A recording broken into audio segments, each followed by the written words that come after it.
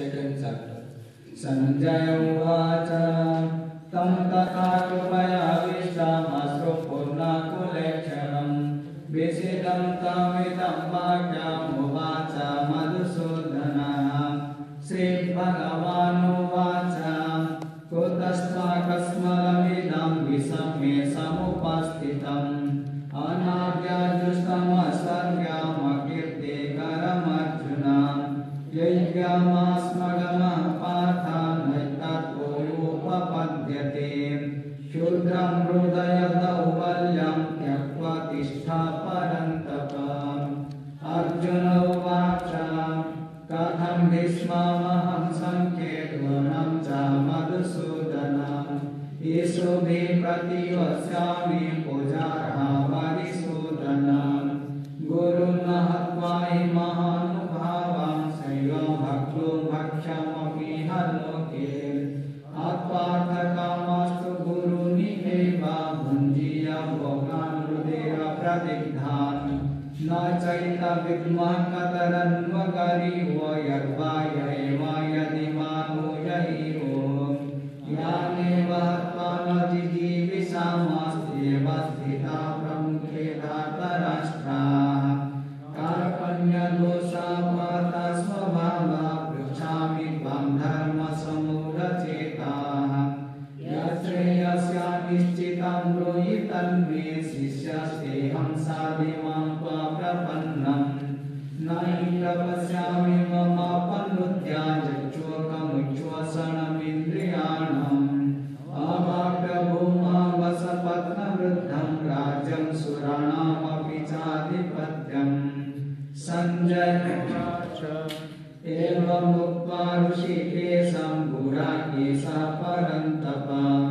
न योत्स्यैति गोविन्दमुक्त्वा तूष्णीर्बभूवः तमुवाच ऋषिकेशः प्रहसन्निव भारत सेनयोरुभयोर्मध्ये निषीदन्तमिदं वचः श्रीभगवानुवाच अश्वचानन्यस्वचस्त्वं प्रज्ञावादां सभाससे गतासु न गतासुंश्च नानुशोचन्ति पण्डिताः न त्वेवाहं जातु नासं न त्वदीमे जनाधिपाः न चैव न भविष्यामः सर्वे वयमतः परम् देहिनोऽस्मिन् यथा देहे कौमारं यौवनं जरा तथा देहान्तरप्राप्तिर्धीरस्तत्र न मुह्यते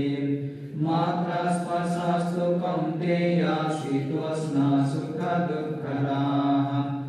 आगमापायिनो नित्यं स्थितिक्षस्व भारत यं हि न व्यथयन्ते ते पुरुषं पुरुषासभां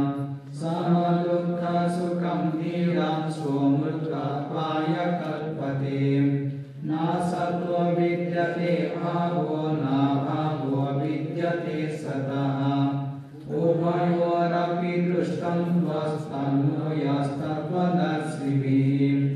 अविनाशी तु तद्विद्धि येन सर्वमिदं ततम्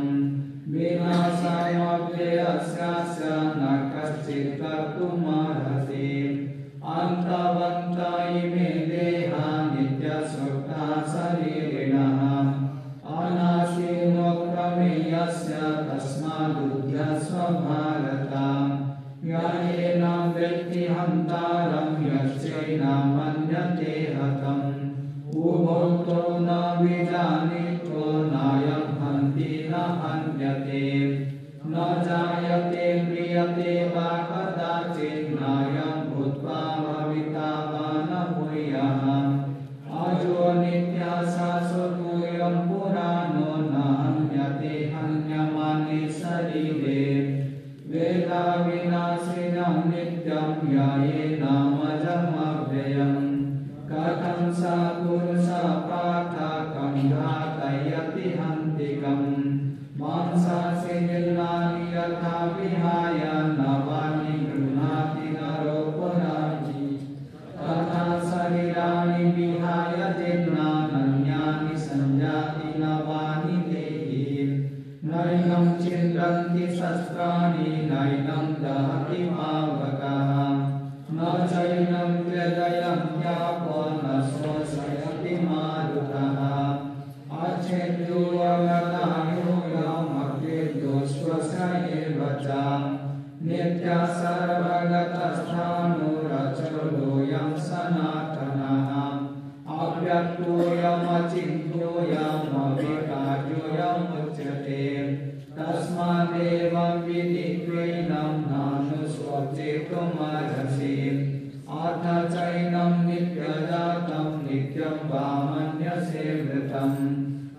तथापि त्वं महाबाहो नैवं शोचितुमर्हसि जातस्य हि ध्रुवं मृत्युः ध्रुवं जन्मामृतस्य च तस्मादपरिहार्यार्थे न त्वं शोचितुमर्हसि अव्यक्तादीनि भूतानि व्यक्तमध्यानि भारत अव्यक्तनिधनान्येव तत्र का परिदेवनाम् आश्चर्यवत् पश्यति कश्चिदेनमाश्चर्यवत् वदति तथैव चान्यः आश्चर्यवैचल्यमन्यः शृणोति श्रुत्वाप्येन देव न चैव कश्चित् देहि नित्यमभूतोऽयं देहे सर्वस्य भारत तस्मात् सर्वाणि भूतानि न त्वं शोचितुमर्हसि स्वधर्ममपि चावेक्षां न विकम्पितुमर्हसि धर्मादियुद्धा चैवन्यक्षत्रियस्य न विद्यते यदृच्छया चोपपन्नं स्वर्गद्वारमपावृतम् सुखिनः क्षत्रियाः पार्थ लभन्ते युद्धमीदृशम् अथ चेत् त्वमिमं धर्म्यं सङ्ग्रामं न करिष्यसि ततः स्वधर्मकीर्तिं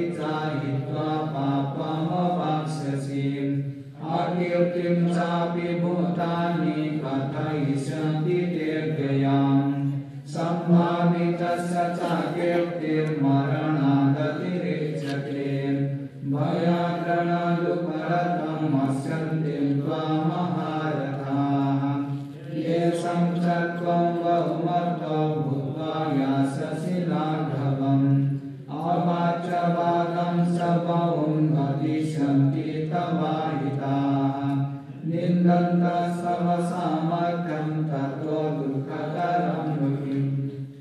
अथवा वा प्राप्स्यसि स्वर्गं जित्वा वा मोक्ष्यसे महीम् तस्मादुत्तिष्ठ कौन्तेय युद्धाय कृतनिश्चयः सुखदुःखे समे कृत्वा लाभालाभौ जयाजयो ततो युद्धाय युज्यस्व नैवं पापमवाप्स्यसि येषा ते वीता साङ्ख्ये बुद्धियोगे तु मां शृणु बुद्ध्या युक्ता यया पार्थ कर्मबन्धं प्रहास्यसि नेहाविक्रमणा स्वस्ति प्रत्यवायो न विद्यते स्वल्पमप्यस्य धर्मस्य त्रायते महतो भयात् व्यवसायात्मिका बुद्धिरेकेह कुरु नन्दन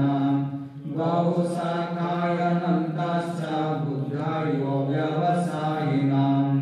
यामिमां पुष्पितां वाचां प्रवदन्त्यविवस्थितः वेदवादरता पार्थ नान्यदस्तीति वादिनः कामात्मानः स्वर्गपरा जन्मकर्मफलप्रदां क्रियाविशेषबहुला भोगेष्वव्यगतिं प्रति भोगेश्वर्या प्रसक्तानां तया पारुतचेतसां व्यवसायात्मिका बुद्धिसमाधौ न विधीयते त्रैगुण्यविषया वेदा निस्त्रिगुण्यो भवार्जुन निर्बन्धो नित्यसत्त्वस्तो निर्योगक्षेमात्मवान् यावानर्थौ दपाने सर्वथा सम्प्लुतोदये तावान् सर्वेषु वेदेषु ब्राह्मणस्य विजानतः कर्मण्येवाधिकारस्ते मा फलेषु कदाचन मा कर्मफलहेतुर्भूर्मास्ते सङ्गोऽस्य कर्मणि योगस्थः कुरु कर्माणि सङ्गं त्यक्त्वा धनञ्जय सिद्ध्यसिद्धौ समभूत्वा समत्वं योग उच्यते दूरेण ह्यवरं कर्म बुद्धियोगात् धनञ्जय बुद्धौ शरणमन्विच्छ कृपणापहेतवः बुद्धियुक्तो यः उभे सुकृतदर्शनः चतुष्कृते तस्माद् योगाय युज्यस्व योगः कर्मसु कौशलम् कर्मजं बुद्धियुक्ता हि फलं त्यक्त्वा मनीषिणः जन्मबन्धविनिर्मुक्ता पदं गच्छन्त्यनामयम् यदा ते मोहकलिलं बुद्धिर्व्यभितरिष्यति तदा गन्तासि निर्वेदं श्रुतव्यस्य श्रुतस्य च श्रुतिविप्रतिपन्ना ते यतस्तस्यति निश्चला समाधावचला बुद्धिस्तदा योगमवाप्स्यसि अर्जुन उवाच स्थितप्रज्ञस्य का भाषा समाधिस्तस्य केशव स्थितैः किं प्रभासेत किमासीत व्रजेत किम् श्रीभगवानुवाच प्रजहाति यदा कामान् सर्वान् पार्थ मनोगतान् आत्मन्येवात्मना तुष्टा स्थितप्रज्ञस्तदुच्यते दुःखेषुनुद्विग्नमनः सुखेषु विगतस्पृहः वीतरागभयक्रोधः स्थितधीर्मुनिरुच्यते